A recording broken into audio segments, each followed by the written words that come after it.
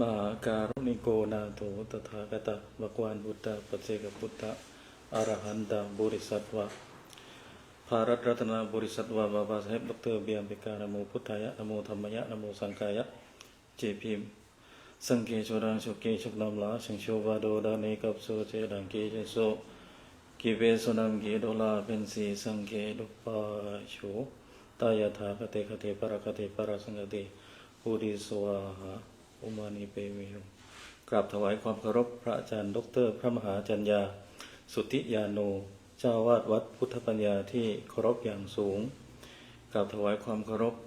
แล้วก็ขอโอกาสพระอาจารย์ดรพระมหานรินโทรักษาการเจ้าวาดวัดพุทธปัญญาที่เคารพอย่างสูงแล้วก็ขอแสดงความนับถือพระมหาวัชรินทร์อัคคการีเปลี่ยนธรรม9ประโยคขอเจริญพรญาติโยมสาธุชนทุกท่านที่นั่งอยู่ที่นี่แล้วก็กำลังติดตามอยู่ทางบ้าน Good evening for handsome man Steve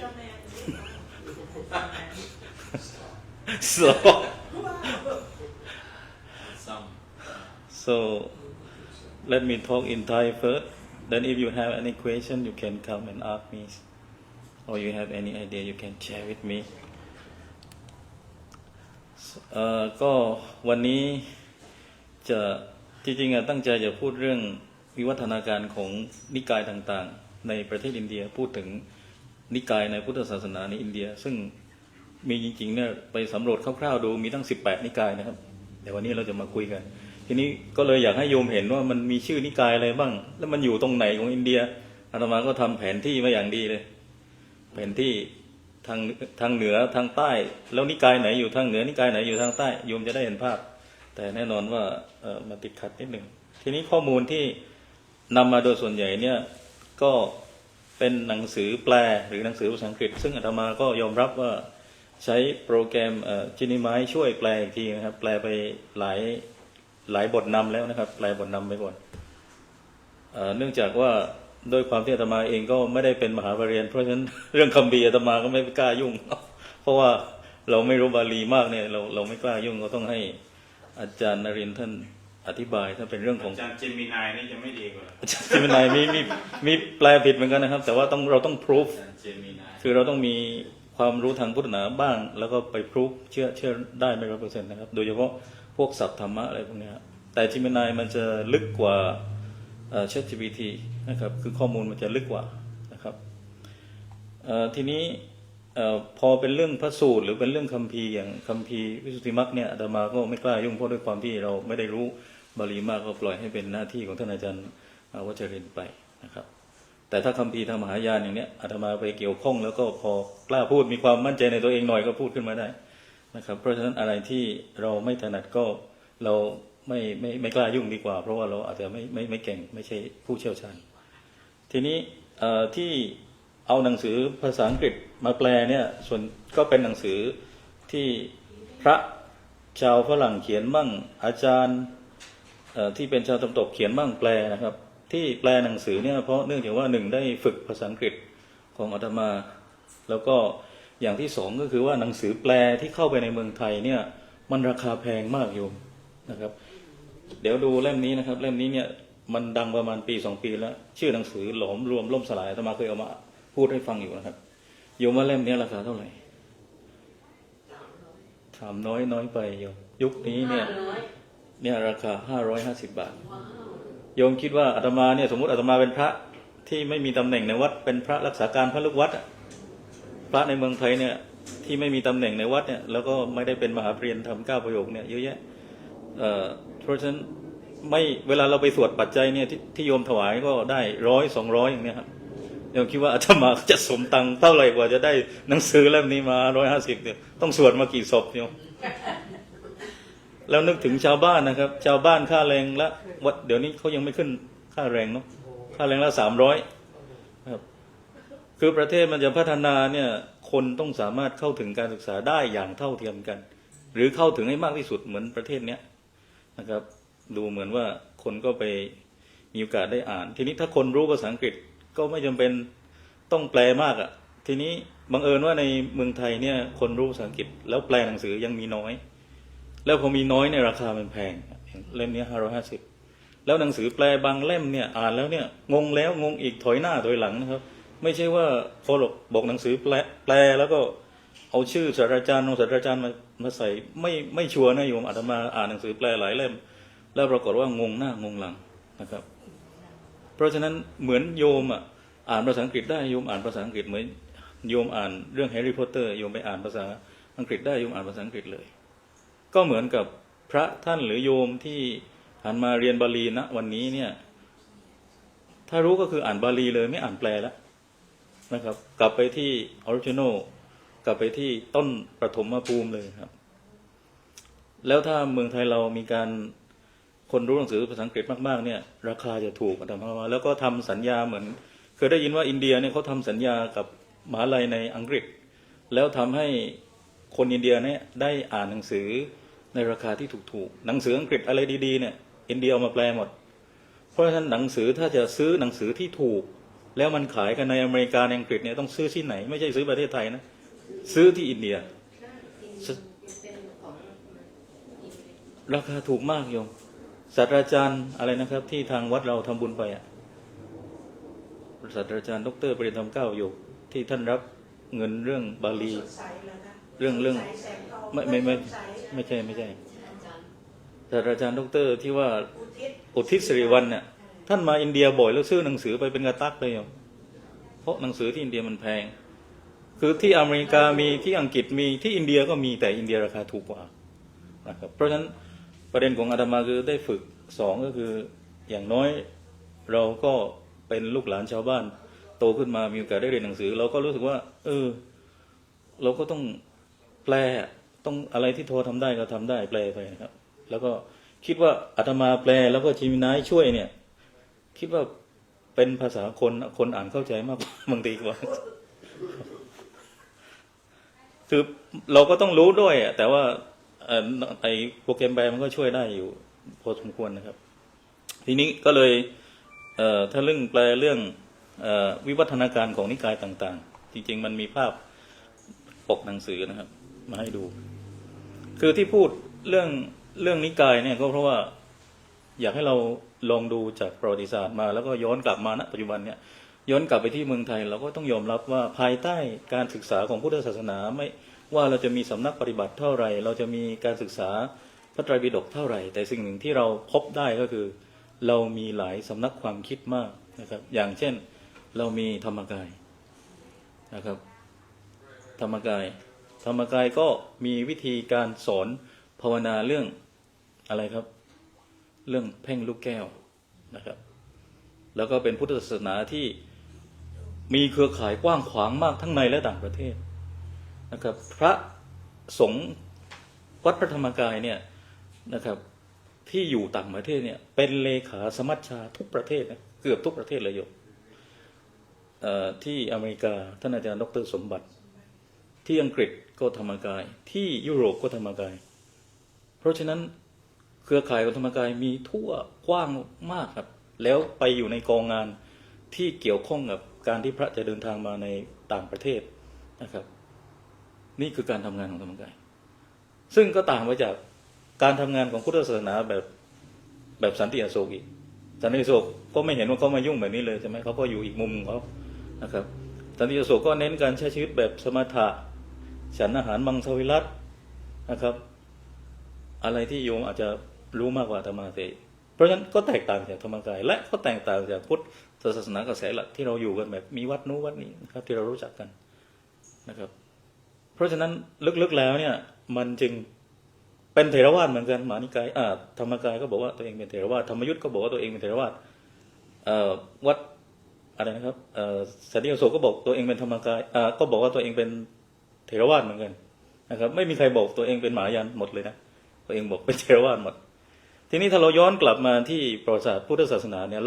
เราจะพบว่าเถรวาทเนี่ยมีหลายนิกายมากเอาเฉพาะในศรีลังกาเนี่ยมี3สำนักใหญ่ๆเมื่อก่อนเวลาพุทธ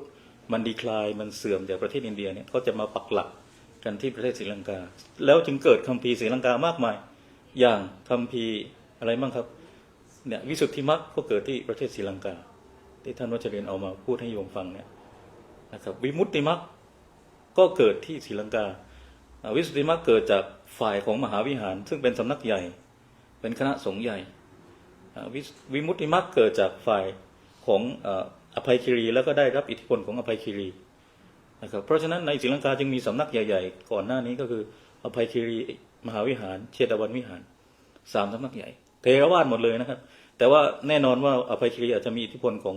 มหายานอยู่บ้างนะครับเพราะมีการอาจจะแปลคัมภีร์สันสกฤตเข้ามาบ้างเพราะฉะนั้นแม้แต่เถรวาทเองก็ยังมีหลายสำนักนะครับอันนี้เป็นเรื่องประวัติศาสตร์มาชวนให้โยมปวดหัวหรือเปล่า ใช่ม้วนม้วนเลย เทรวาสกับมหานิกายมันคือคนละอัน เถรวาทกับมหานิกายโอ้โยมถามดีครับมหานิกายก็คือพระพุทธศาสนาในไทยเนาะเนี่ยเราเนี่ยเป็นมหานิกายหลวงพ่อพุทธทาสหลวงปู่ชาเป็นมหานิกายแต่หลวงปู่ขออภัยหลวงปู่มั่นเป็นธรรมยุทธ์นะครับนะแต่เป็นเถรวาทไหมเป็นถูกต้องครับเป็นพวกพระวัดป่าครับทีนี้วัดป่าก็มีปัญหาอีกนะครับก็คือว่าคำถามของวัดป่าคือวัดป่าเนี่ยมหานิกายมีวัดป่าไหมอย่างวัดสวนโมกวัดป่าหรือเปล่าป่าไม่อีกแต่เป็นมหานิกายวัดสายหลวงพ่อสนองวัดหลวงพ่อสนองกตปุญโญวัดสังฆทานเป็นธรรมยุทธ์หรือมหานิกายเป็นมหานิกายป่าไหมโยมป่าอีกนี่ก็ไม่ได้ธรรมยุทธ์แล้วนะครับเพราะฉะนั้นถ้าเราดูในกระแสของพุทธเถรวาทที่มีสายป่ากับสายเมืองเนี่ยมันจะมีการใช้คำอยู่2คำก็คืออรัญญวาสีและคามวาสีซึ่งคำนี้เข้าใจว่าเกิดขึ้นในศรีลังกาก่อนนะครับอรัญญวาสีก็คือพระที่อยู่ป่าคามวาสีคือพระที่อยู่ชุมชนเมืองอยู่กับบ้านนะครับแล้วก็ไทยเราก็ไปรับอิทธิพลจากศรีลังกามาทำไมรับจากอิทธิพลก็เนี่ยคัมภีร์รับมากี่เล่มนะครับสมันตภาษาธิการวิสุทธิมรรควิมุตติมรรคแต่งในศรีลังกามาเลยเป็นพระอาจารย์พุทธโฆษาจารย์ท่านเป็นคนแต่งวิสุทธิมรรคอย่างที่ทราบกันนะครับสมันตภาษาธิการก็ใช่แล้วก็คัมภีร์อื่นๆอีกตอนนี้จำชื่อนึกชื่อไม่ได้หลายเล่มเรามหาปริญญาหลายท่านก็เรียนจากระบบที่รับมาจากศรีลังกาซึ่งมีรากมาจากอินเดียนะครับเพราะฉะนั้นถ้าโยมไปทางเหนือถ้าวัดทางเหนือเนี่ยไปเจอพุทธรูปเขาก็จะบอกว่าโอ้เนี่ยศิลปะโบสถ์อะไรเป็นแบบศรีลังกาเริ่มปักหลักที่นครศรีธรรมราชจากนั้นขึ้นไปที่ไหนขึ้นไปที่สุโขทัยสมัยไม่รู้พ่อขุนอะไรพ่อขุนรามคำแหงพ่อขุนบางกลางหาวพ่อขุนศรีอินทราทิตไม่รู้พ่อขุนไหนอาตมาจำไม่แม่นเพราะฉะนั้นแล้วเมื่อก่อนเนี่ยถามว่าสุโขทัยเนี่ยอยู่อย่างไรมันมีพุทธอยู่ก่อนหน้านั้นไหมมีครับพุทธที่ก่อนหน้านั้นคือพุทธแบบมหายานพุทธแบบวชิรยานซึ่งรับจากไหนรับจากกัมพูชาเนี่ยเป็นพุทธแบบมหายานปนปราบฮินดูนะครับแล้วถามว่าอย่างนี้แล้วมีอะไรเป็นหลักฐานที่บอกว่าอยู่ๆไปพูดว่าสุโขทัยภาคเหนือเนี่ยหรือภาคอีสานเองก็ตามเนี่ยมีอะไรเป็นหลักฐานว่าเขาเป็นมหายานก่อนเถอะว่าท่านนรงค์มั่วหรือเปล่าก็ไปขุดใต้ดินนะครับขุดแล้วไปเจออะไรไปเจอรูปปั้นวัชรปานีปัทมปานีซึ่งไอ้รูปปั้นนี้มันอยู่ในถ้ำมัชันต้านะครับถ้ำเอโรราถ้าโยมไปถ้ำมัชันต้าเอโรราเนี่ยจะมีพระพุทธเจ้าอยู่กลางจะมีรูปคล้ายๆผู้หญิงเป็นเทพอยู่ซ้ายฝาขนาบอยู่อย่างนี้เลยฝั่งนี้วัชรปานีฝั่งนี้ปัทมปานีนี่เป็นคติพุทธศาสนามหายานแบบมหาสังคิกะมหายานมีหลายสำนักอีกนะครับอยู่ก่อนแล้วแต่พระมหากษัตริย์ในยุคของสุโขทัยยุคหนึ่งไม่รู้พ่อขุนไหน3พ่อขุนเนี่ยนะครับพ่อขุนศรีอินทราทิตพ่อขุนบางคังหาวพ่อขุนรามคำแหงมหาราชท่านศรัทธาพุทธศาสนาเถรวาทแบบลังกาวงแบบลังกาก็รับมาจากนครศรีธรรมราชเพราะฉะนั้นพุทธจากลังกาเข้ามาในประเทศไทยเข้ามาที่นครศรีธรรมราชก่อนนครศรีธรรมราชเก่าไหมเก่ามากเก่าตั้งแต่ยุคของอาณาจักรตาพลลิงแล้วก็มาขยับมาถึงยุคของอาณาจักรศรีวิชัยตาพลลิงก็มีเมืองอยู่ที่นครศรีธรรมราชนะครับพระเจ้าศรีธรรมาโศกราชเนี่ย พระพุทธรูปที่อยู่ในเจดีย์ของวัดวัดเราเนี่ยนะครับ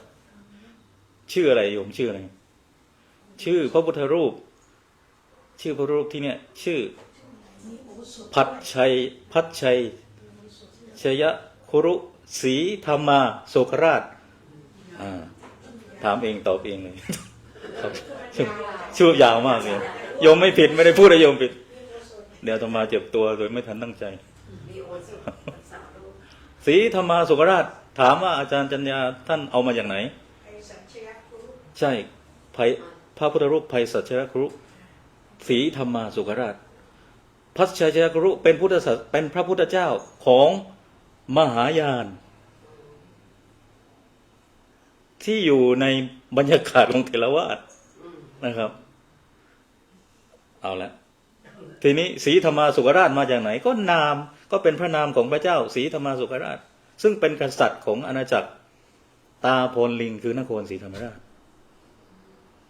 แล้วอาจารย์เอามาจากไหนอาจารย์ก็เอามาจากนครศรีธรรมราชอาจารย์นำพุทธรูปเนี้ยมาจากมหาลัย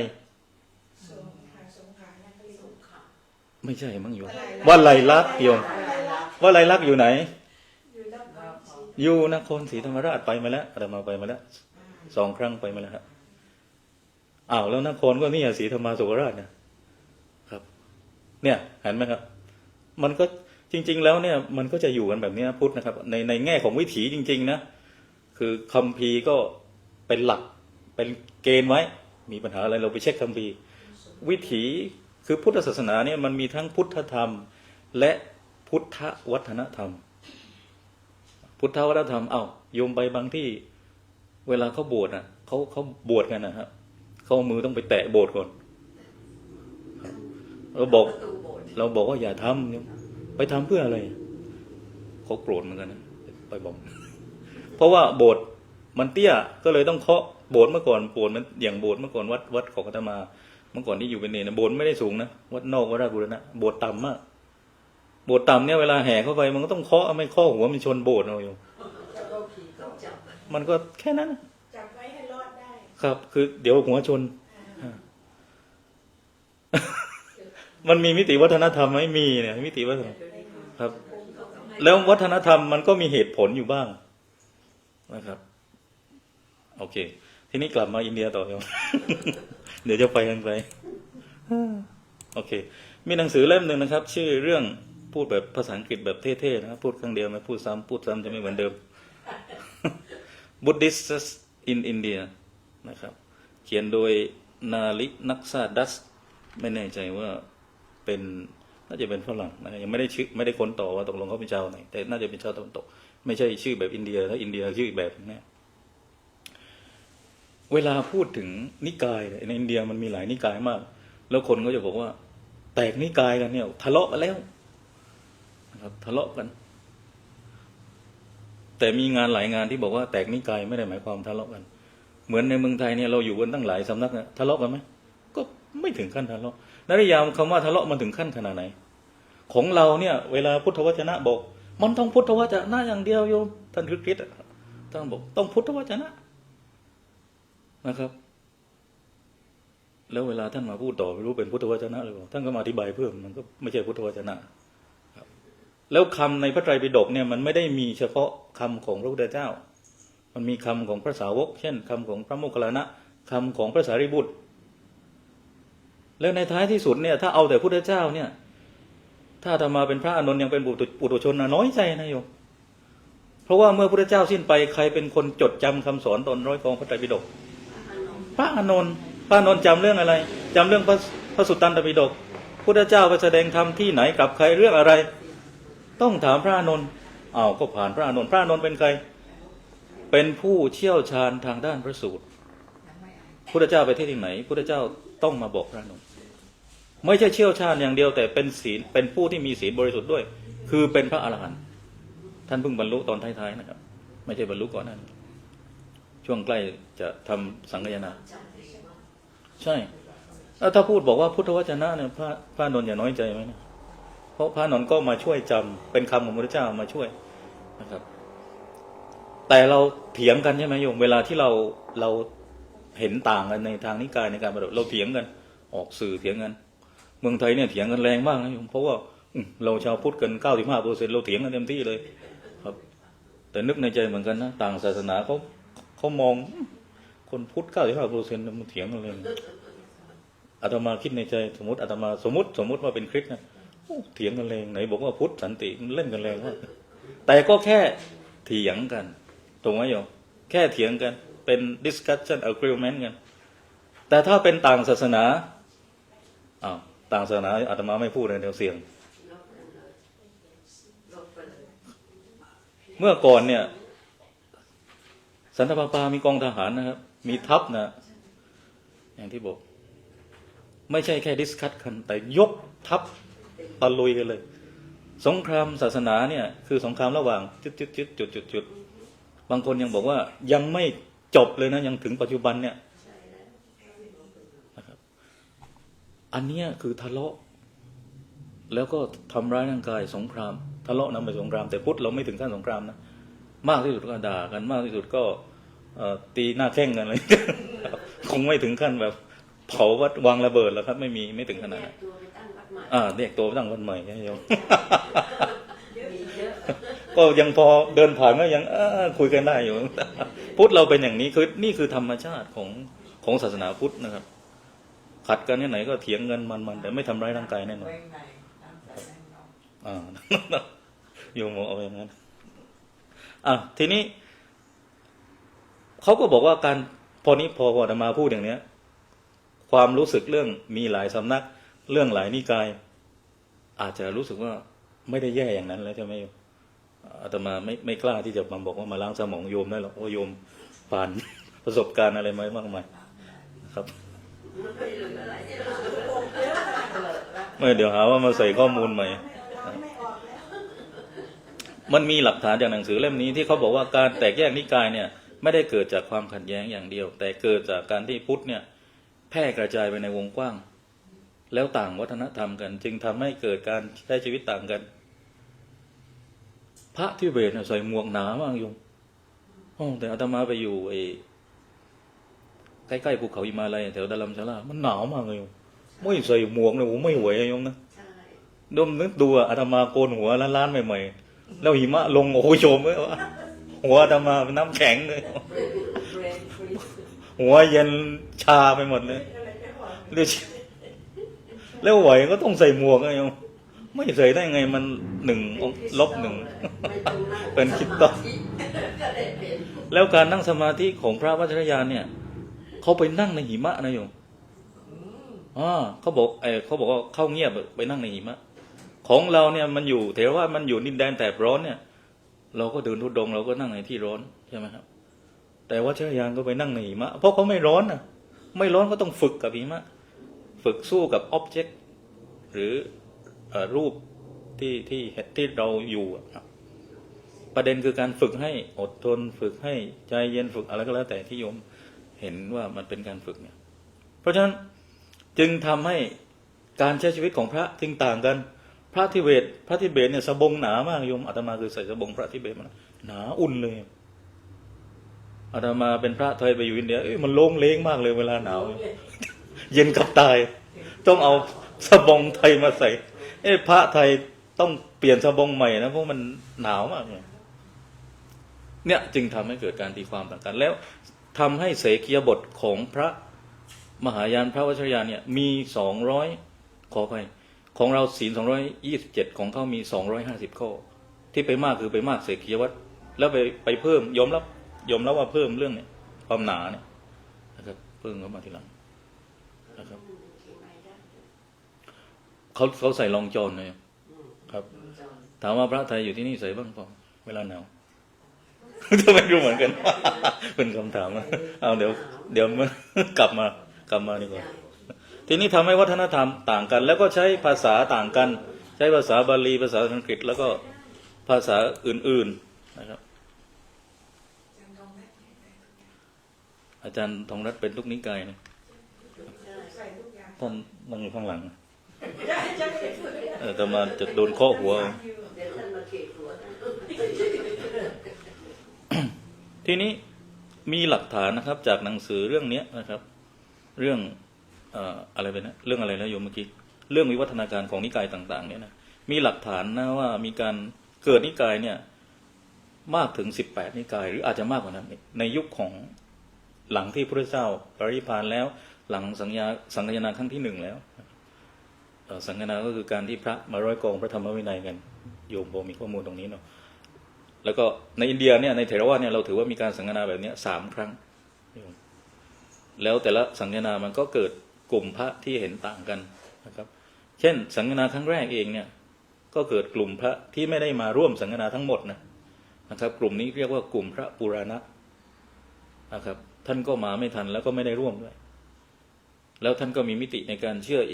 อีกอย่างหนึ่งของท่านบอกท่านได้ฟังมาอย่างนี้นะครับโยมไปอ่านในมหาปรินิพพานสูตรได้นะครับอันเนี้ยตั้งแต่หลังที่พระเจ้าปรินิพพาน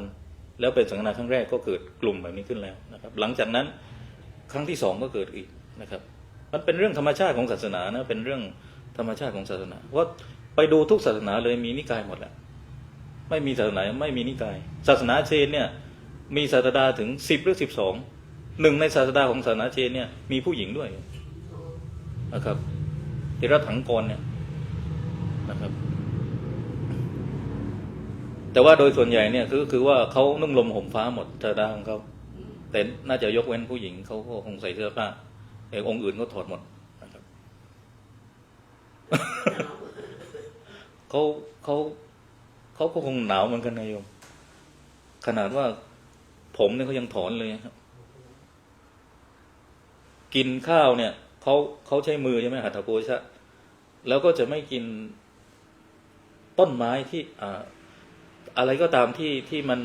อย่างเช่นหัวหอมแล้วก็ถั่วเนี่ยฮะเพราะว่าอะไรเพราะว่าเวลาเราถอนขึ้นมาเนี่ยรากนั้นเนี่ยมันมีอะไรอยู่ในรากมันมีไส้เดือนมันมีอะไรนะตัวอะไรสิ่งมีชีวิตเยอะไปหมดแล้วเขามองว่าการที่เขากินของแบบเนี้ยมันทำให้ไอ้ตัวพวกนี้ต้องตายเพราะนั้นไม่กินเชนจึงเป็นมังสวิรัติไม่กินเลยไม่กินไม่ใช่ไม่กินอย่างเดียวนะไม่ใส่เสื้อผ้าด้วยคือลดการเบียดเบียนให้ถึงมากที่สุดยกเว้นอีกศาสนายกเว้นอีกนิกายหนึ่งเขาก็ใส่เสื้อผ้าเหมือนกันนะครับแต่ว่าถ้ามุมมองจากพุทธเรามองว่าพวกเขาเป็น extremely คือเป็นอัตตกิลมัฏฐานุโยคมันสุดไปเลยขวาสุดไปเลยแล้วแต่เนี่ย แล้วถ้ำศาสนาเชนก็มีอยู่เคยแซวโยมเข้าไปตอนนั้นเคยพาโยมไปที่เมืองอรังกบัดโยมเข้าไปในถ้ำโอ้หน้าตาเหมือนพุทธเจ้าเลยโยมดูดีๆนะอันนั้นเขาไม่ใส่เสื้อผ้าโยมนั่งตรงนี้ถ้านั่งสมาธิเหมือนกับพระพุทธเจ้าไม่ได้ก๊อปนะครับเพราะว่าในยุคอินเดียเนี่ยมันเหมือนกันมันคล้ายๆกันศาสนาเนี่ยมันแชร์ไอเดียกันแต่การตีความมันต่างกันนะโมอรหันตานัมนะโมสัตตานัมนะโมคุรุวจายนัมนะโมอริยอานัมเนี่ยสวดแบบศาสนาเชนอาตมาสวดผิดหรือเปล่าไม่รู้ตอนนั้นเคยไปสวดแบบนี้ที่เดลีคนเจ้าของร้านเป็นคนศาสนาเชนเขาเลยให้หนังสือศาสนาเชนมาให้อาตมาเลยสงสัยให้ไปสวดให้ถูกหรือว่าสวดแล้วถูกใจเขาโอ้ยนี่มันมาจากไหนวะเนี่ย สวดได้เอาหนังสือฟรีไปเลยนี่ในร้านของศาสนาเชนอาตมาไม่รู้เลยเจ้าของเป็นศาสนาเชนมีอีกครั้งเดินไปหลังพุทธคยาไปเจอเขาเรียกคู่ตัวเขาว่าเจนมหามุนีอาตมามีรูปโพสเฟซบุ๊กโมอยู่ประจำเจอปุ๊บโอ้ของแท้เลยไม่ใส่เสื้อผ้าเลยมีโยมผู้หญิงประมาณอายุประมาณ30-40ดูแลนะครับโอ้พอไปกับพระไทยสองรูปนั่นเป็นเขาเรียกอะไรเขาเจอนะโยมช็อกเขาเจอช็อกนะครับตกใจเลย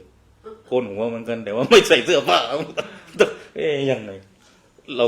ก็พยายามคุยฮินดีเท่าที่เราคุยได้แล้วก็สวดแบบนี้เองอะสวดเหมือนเอาใจเขาเขาให้หนังสือธรรมะเราเลยเนี่ยหนังสือเนี่ยเขาแต่งอยู่ในมือเขายื่นให้เราเลยแล้วเขาบอกว่าเจนมหามุนีมุนีแปลว่าผู้รู้มหาแปลว่า great ใหญ่ใช่ไหมโยมมหายานมหาปรริญญานะครับกว้างใหญ่ครับ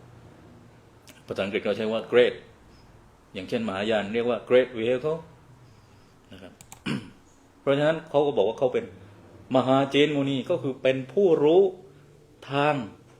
ศาสนาเจนเป็นครูเอาหนังสือธรรมะให้เลยนะครับแต่สวดเหมือนกันแล้วภาษาที่สวดเป็นภาษาเมื่อกี้เป็นภาษาประกิตสังเกตไหมครับว่าอุปชายานำอุปชายะเหมือนกันเลยภาษาแต่การตีความอาจจะต่างกันนะโมอรหันตานำนะโมสัทธานำอรหันตานำอรหันต์เหมือนกันเวลาที่อาตมาคีย์ภาษาอังกฤษคีย์ไว้ว่าบาลีคืออะไร Dictionary บางศัพท์เนี่ยอธิบายมาว่าภาษาบาลีเป็นภาษาที่ส่วนหนึ่งหรือบางครั้งก็พัฒนามาจากภาษาปรกิตไม่รู้แหละนักวิชาการเป็นเรื่องที่จะไปค้นหากันแล้ว ก็ไม่ใช่สันสกฤต ปรกิตไม่ใช่สันสกฤต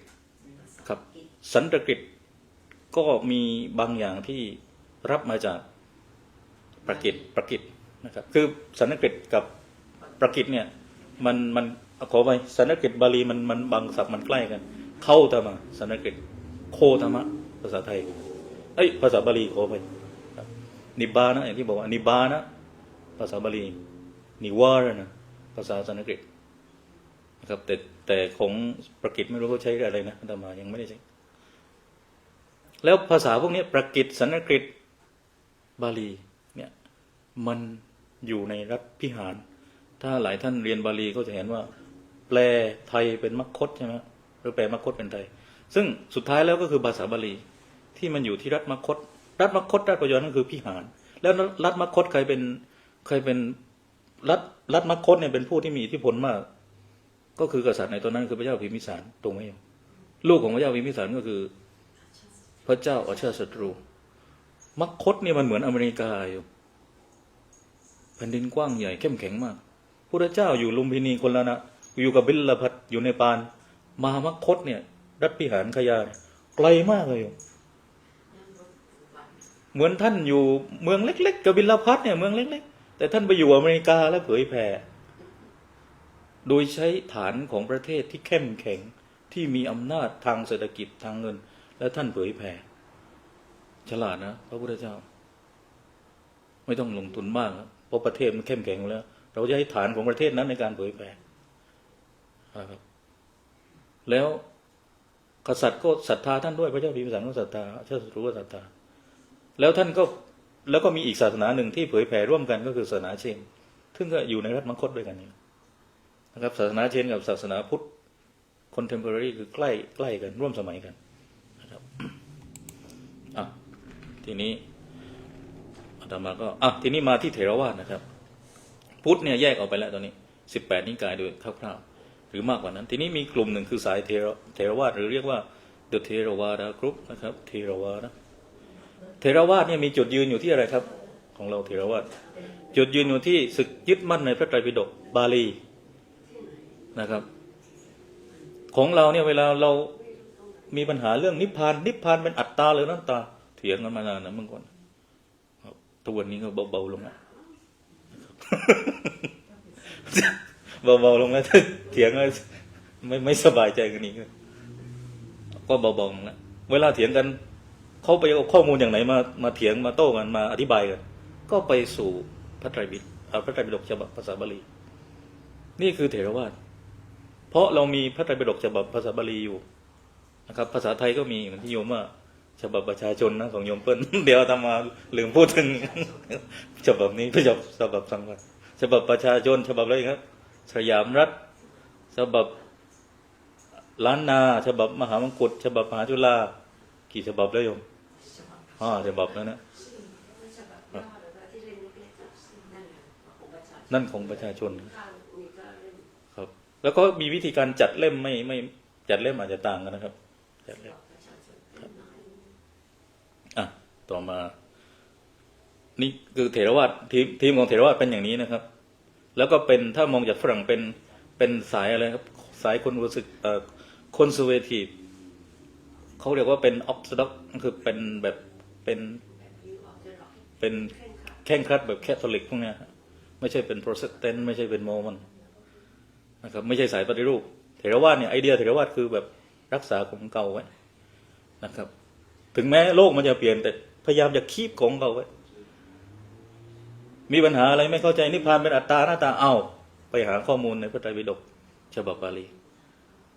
ทีนี้ของมหายานทำไงโยมของมหายานพระไตรปิฎกดั้งเดิมของมหายานเนี่ยคือใช้ภาษาอะไรภาษาสันสกฤตภาษาสันสกฤตถูกเผาแล้วถูกเผาตั้งเยอะแน่นอนว่าก่อนหน้านั้นเนี่ยมีการขนไปที่ทิเบตบ้างอาตมาไปคุยกับพระทิเบตพระทิเบตบอกว่ามีการขนคัมภีร์ในลาลันทาเนี่ยเข้าไปในทิเบตแปลเข้าไปในทิเบตแล้วแต่ปัญหาคือว่าพอไม่เข้าใจไอ้เรื่องนี้ไปเช็คต้นฉบับไม่ได้เพราะต้นฉบับมันหายแล้วเหมือนโยมอ่านแฮร์รี่พอตเตอร์ภาษาไทยอ่ะแล้วมันโยมเถียงกันกับเพื่อนนะมันใช่หรือเปล่าJ.K. Rowling เขียนผิดแล้วแฮร์รี่พอตเตอร์มันไม่ใช่นะอ้าวเรากลับไปหาฉบับเดิมคือฉบับภาษาอังกฤษอ้าวปรากฏว่าฉบับภาษาอังกฤษหายแล้วเราก็นั่งเถียงกันต่อไปอย่างนั้นเนี่ยมันไม่มีจุดสรุปอ่ะนะครับแต่โชคดีของเถรวาทคือเรายังมีพระไตรปิฎกฉบับบาลีอยู่แล้วพระทิเบตเนี่ยที่มาคุยกับพระไทยเนี่ยมาถามเรื่องพระวินัยนะครับ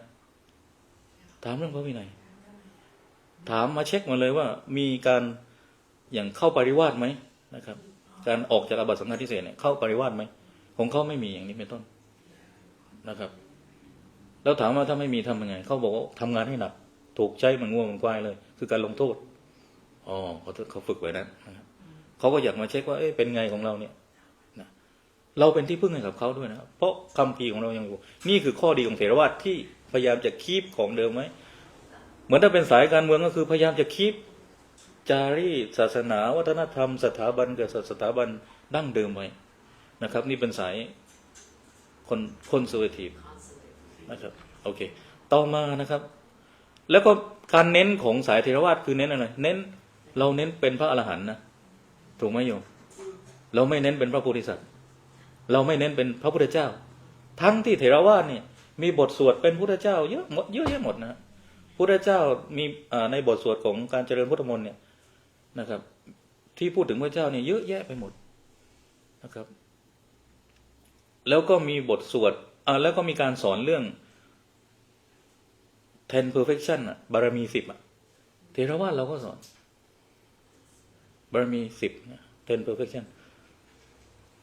แล้วยังมีการ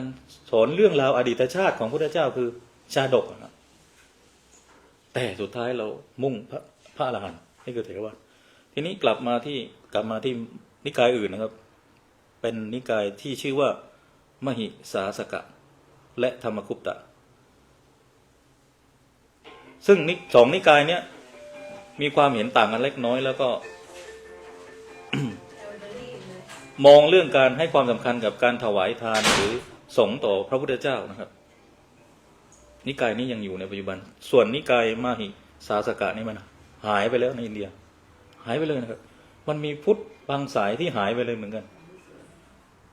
ก็ตั้งหลายพันปีแล้วก็คงดิสเพียไปบ้างแต่ที่ยังอยู่คือธรรมคุปตะอยู่ในไหนตอนนี้ธรรมคุปตะอยู่ที่ไหน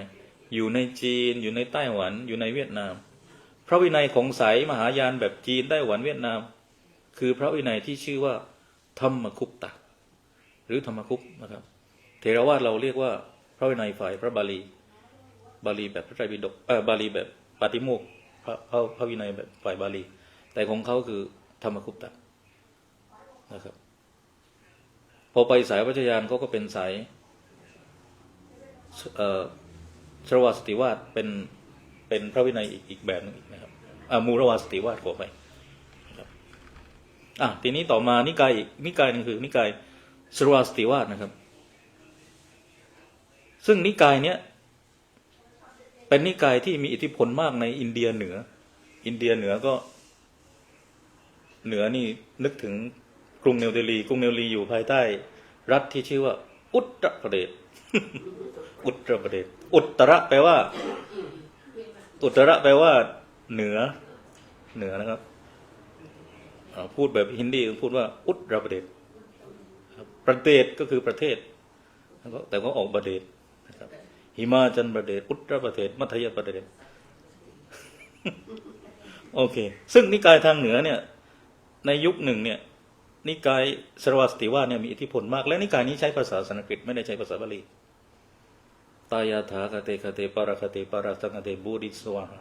นี่เป็นภาษาสันสกฤตอาตมาได้แค่นี้ไม่ได้เยอะจำมาโมโยมเลย ได้แค่เนี้ยอ๋อมีอมมาหุมวันอมมาหุมบันซากรุเป็นมาสิทธิหุมได้แค่นั้น แต่ไม่รู้ไงมันจำไว้เหลือเกินอาตมาเรียนบาลีตั้งหลายปีไม่ได้สักชั้นไม่ได้สักประโยคแต่ที่เรื่องอย่างนี้ไปจำดีนักหนาเส้นมันไม่รู้ไงถูกเส้นไงอ้าวทีนี้มาอีกสายนึงคือสายมหาสังกิกะมหาแปลว่าใหญ่นะครับเป็นกลุ่มพระกลุ่มหนึ่งถ้าโยมไปเที่ยวถ้ำอาชันใต้โลล่าถ้ำในรัฐมหาราชตะมี16 แห่งมี16 แห่งนะ16 แห่งไม่ใช่16 ถ้ำอย่างเดียวนะ16 แห่งเช่นถ้ำอาชันต้าเอโรราปิตขาตาถ้ำอรังกบาต4 ถ้ำที่อาตมารู้จักเฉียวมาแล้วอาชันต้ามี30 ถ้ำเอโรรามี12 ถ้ำหรือ15 ถ้ำเอาเฉพาะถ้ำพุทธนะเนี่ยสองแห่งอยู่ในเมืองเดียวกันคือเมืองอรังกบาตปัจจุบันเปลี่ยนชื่อไปแล้วเปลี่ยนชื่อจากอรังกบาตเป็นเมืองซัมบาจีนากาครับไม่รู้จะเปลี่ยนให้โยมจำยากทำไม ถ้าโยมนึกอะไรไม่ออกนึกถึงสัมภเวสีก่อนแล้วกันมันจำง่ายโยม ที่แบบนี้แล้วมันจำง่ายสมอง อย่าไปสัมปจีนังกาปวดหัวเอาสัมภเวสีแล้วจำคำว่าอะไรนาฬิกาอยู่ แล้วเดี๋ยวอาตมาจะไปช่วยบอกว่าสัมปจีนังกาเดี๋ยวตีให้เขาล็อกเองในถ้ำในเนี้ยดินแดนเนี่ยในรัฐมหาราชเนี่ยมีตั้ง16 แห่งแล้วแค่1 แห่งเนี่ยอย่างอาชันต้ามีตั้ง30 ถ้ำแล้วถ้ำหนึ่งเนี่ยนี่นะครับโยม โยมไปเที่ยวผ่านไอ้จิมินายอาตมาทำให้แล้วยังไม่ได้ไปจริงเดี๋ยวไปทำอาชันต้าผ่านการใช้โปรแกรมจิมินาย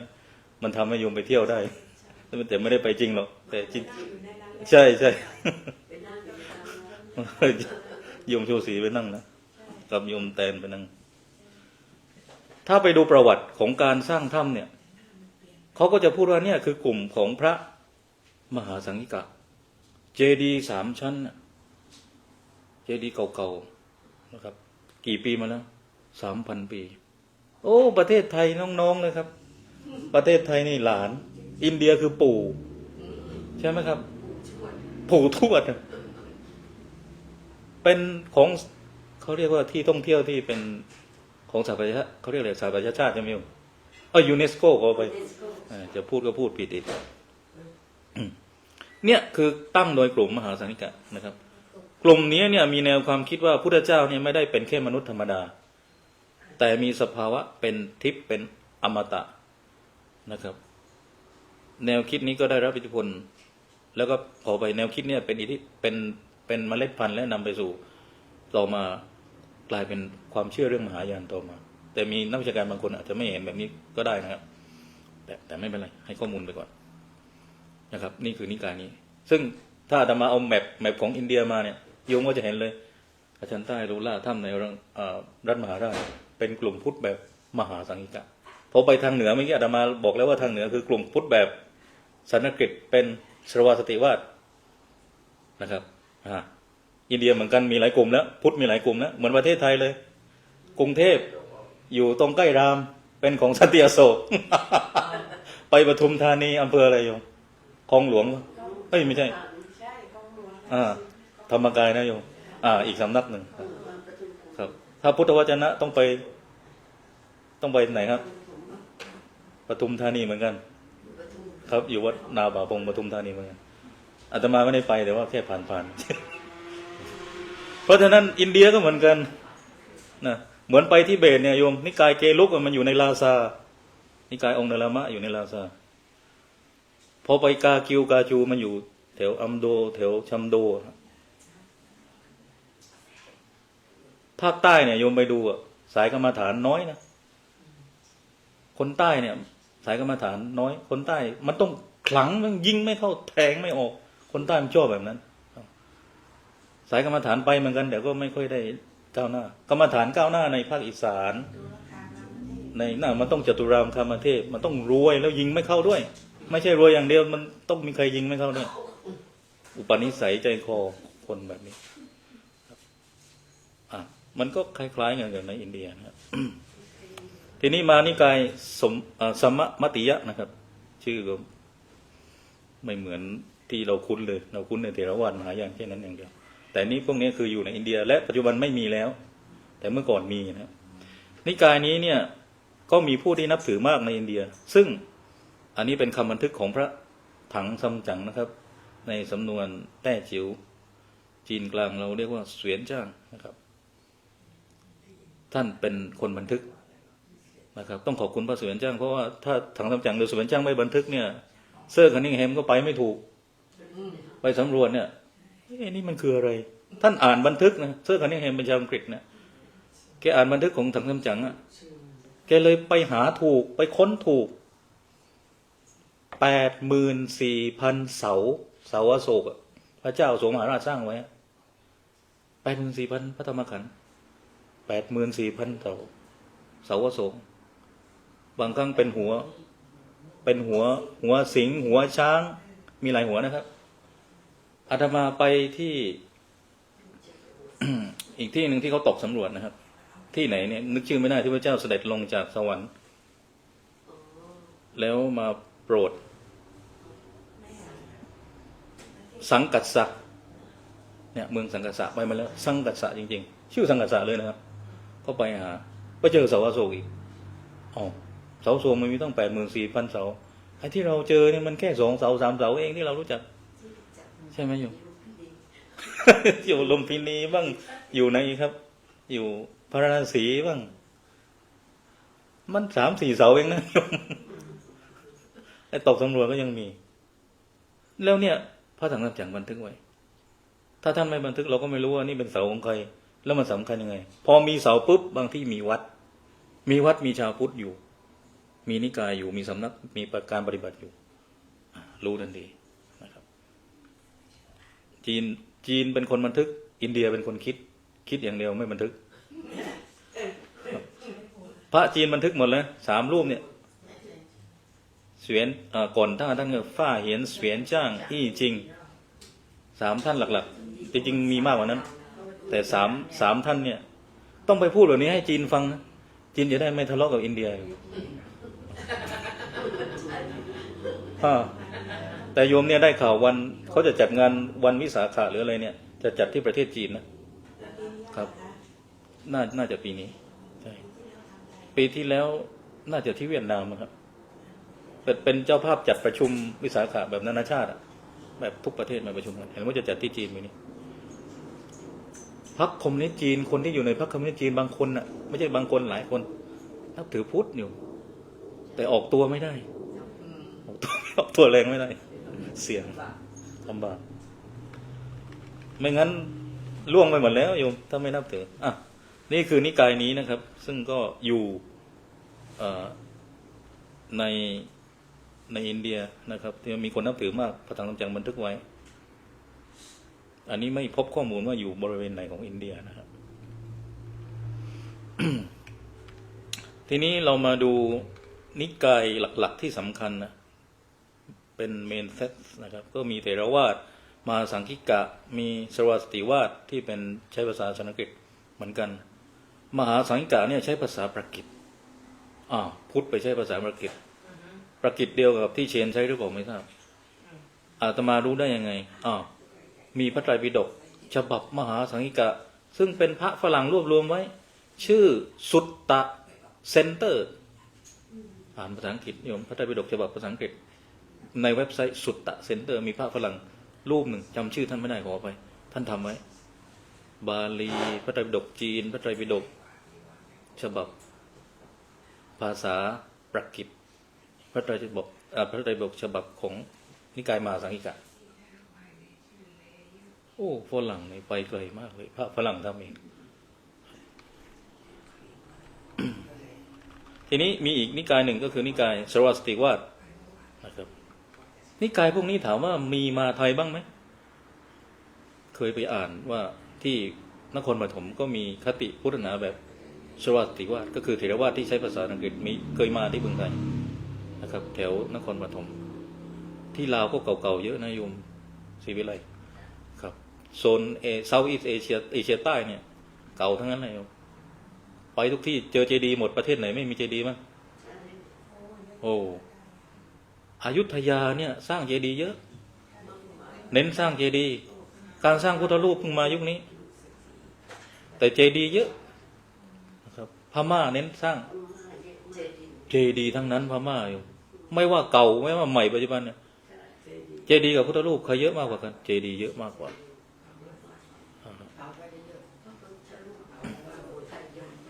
สุโขทัยเยอะใช่ไหมพระพุทธรูปอยุธยาก็จะผอมๆก็จะเครียดเพราะว่าสงครามดุหน่อย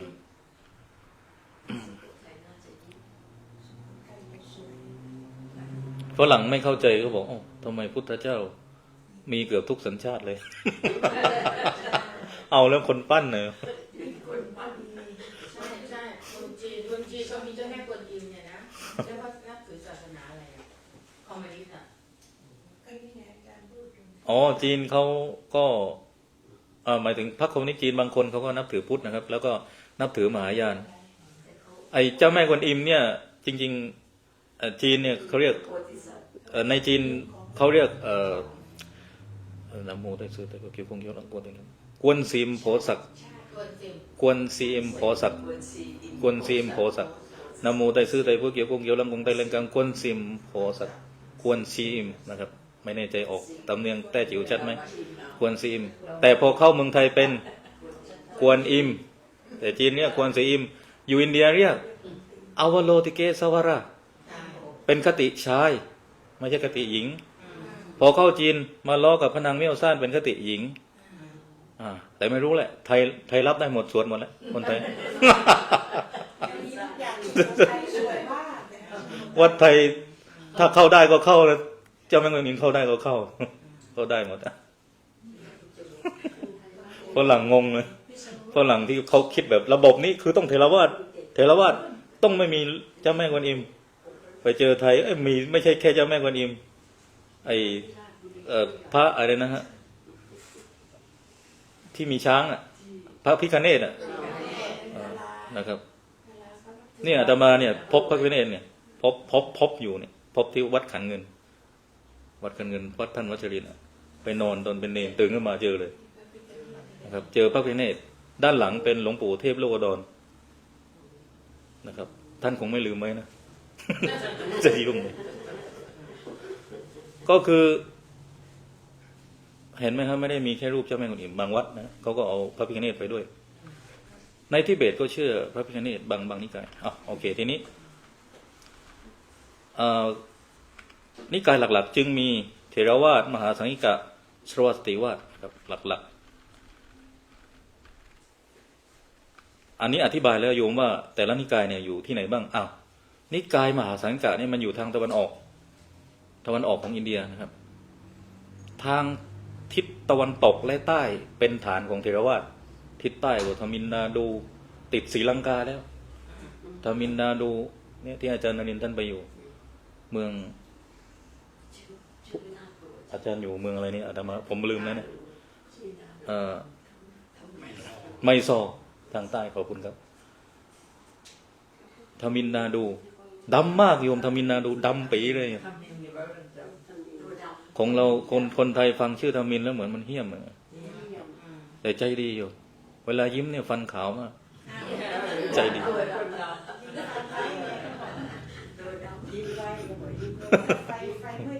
ศรีลังกานี่ดำไหมตัวดำใจดีมากอยู่อาตมาบินจากสนามบินทมิลนาดูไปลงโคลัมโบที่ศรีลังกาตอนนั้นเจ็บท้องมากรู้แล้วว่านิ่วกำเริบแล้วโย นิ่วกำเริบตั้งแต่อยู่ทมิลนาดูแล้วนอนโอ้โหปวดมากพอคิดว่าเดี๋ยวต้องพรุ่งนี้เช้าก็ต้องขึ้นเครื่องบินเข้าศรีลังกามันหายปวดเลยโยเพราะว่ารู้สึกว่าศรีลังกาเป็นดินแดนพุทธทมิลนาดูเป็นฮินดูโดยส่วนใหญ่ครับพวกทมิลนับถือฮินดูเป็นฮินดูทางตอนใต้ฮินดูทางตอนใต้วัดสวยนะอาจารย์นรินทร์ท่านไปมาแล้วพอบอกว่าจะเข้าศรีลังกาสบายใจเดี๋ยวค่อยไปรักษาที่ศรีลังกาแต่พอเข้าศรีลังกาไม่ได้รักษาเลยอยู่มันก็ยังเจ็บอยู่บ้างแต่ว่าพอเราไปเจอเจดีย์ใหญ่ๆเจดีย์อนุราธปุระเจดีย์มหาวิหารเจ เชตวันวิหารอภัยคีรี2-3-4 พันปีในศรีลังกาวัดเก่าๆพระวัดพระนางสังฆมิตราเถรีภิกษุณีรูปแรกที่เข้าไปปักหลักในศรีลังกาสามเณรมหินทเถระเข้าไปนะ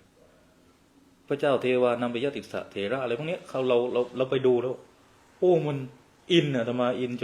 จนรู้สึกเจ็บน้อยลงเลย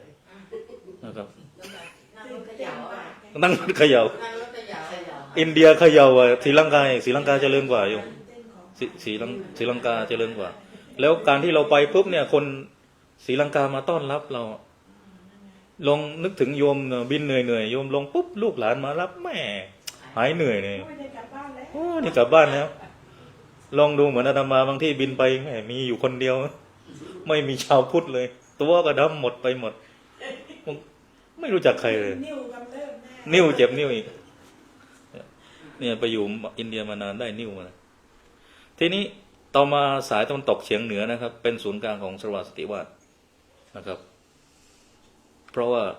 จะเดี๋ยวนะสายตะวันตกเฉียงเหนือเนี่ยก็คืออยู่แถวกันดาระหรือแคชเมียร์กันดาระแคชเมียร์ก็คือเป็นเดอะซิลโรดก็คือเส้นทางสายใหม่อยู่อัฟกานิสถานสถานเนี่ยเมื่อก่อนเนี่ยสถานนี่คือพุทธหมด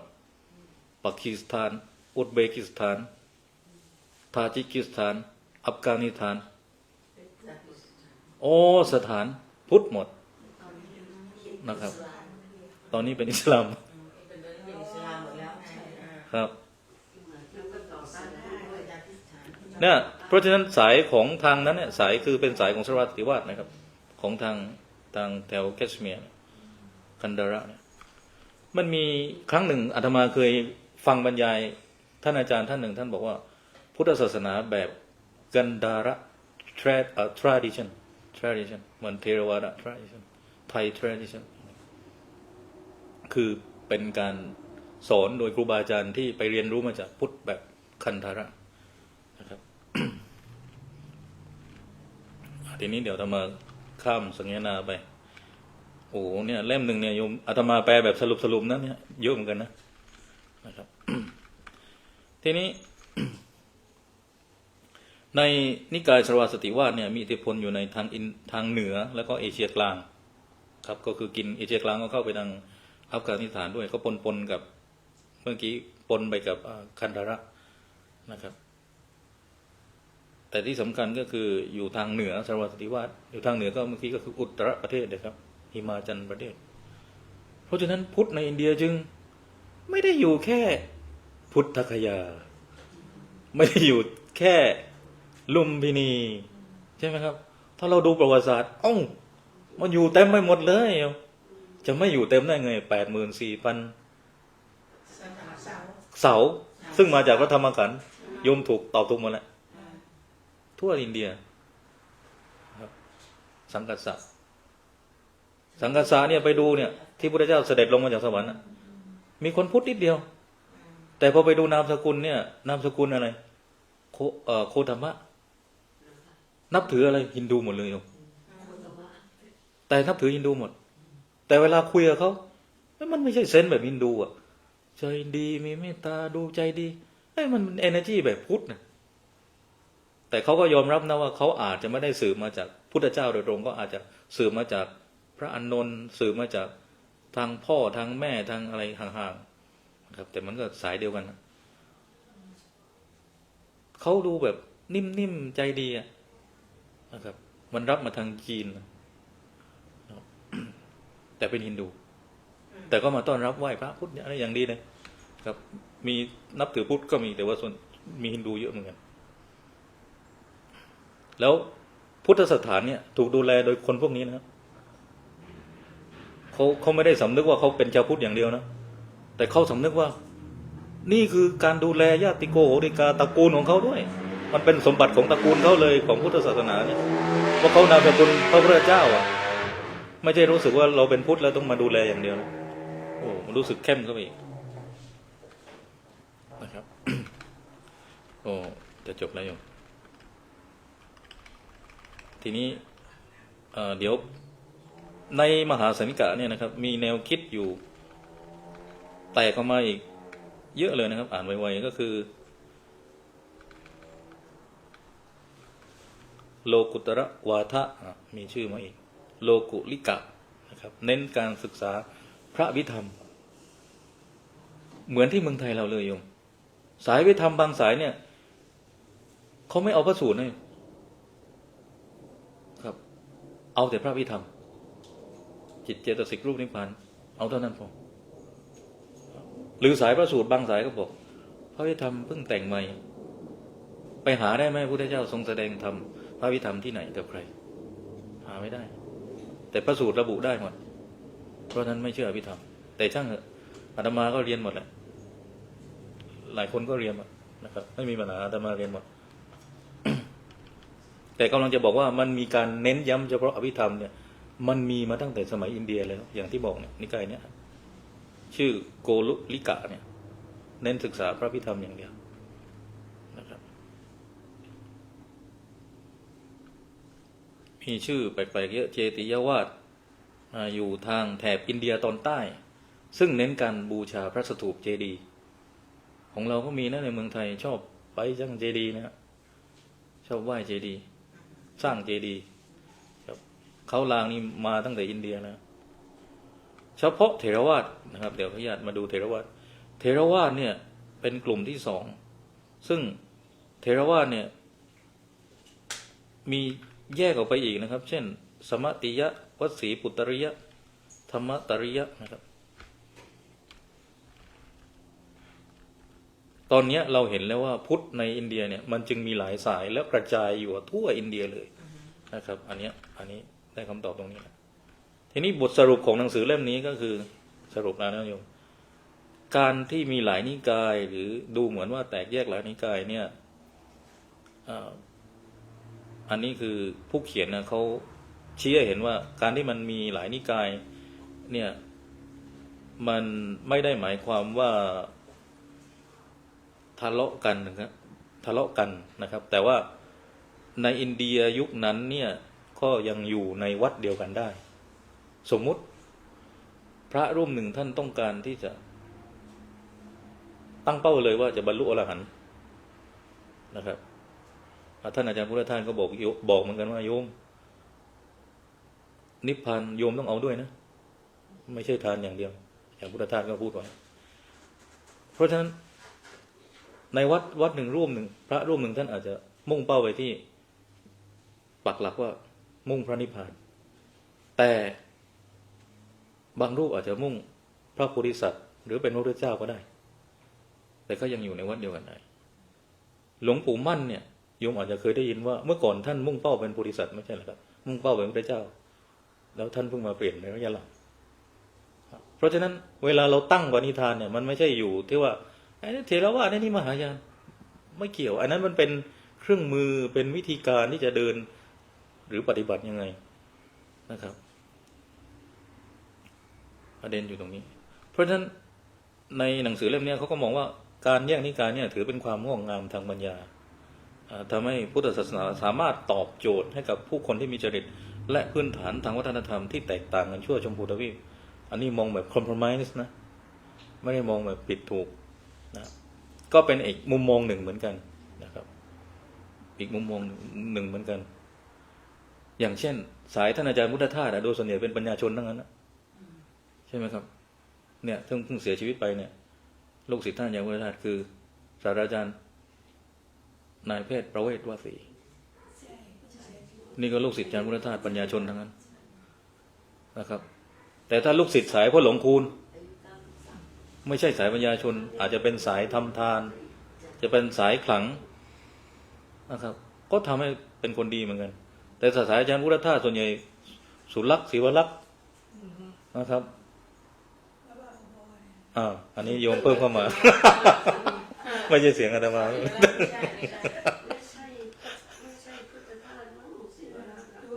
ไม่เขาไปครับแต่ว่าอย่างว่าโยมลูกศิษย์มันก็นิสัยไม่ได้เหมือนกันธรรมดาศิษย์เศร้าหลินก็ไปอยู่งอใบก็มีโยม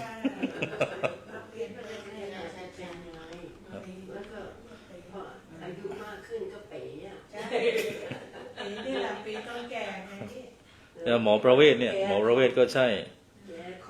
แล้วก็ ส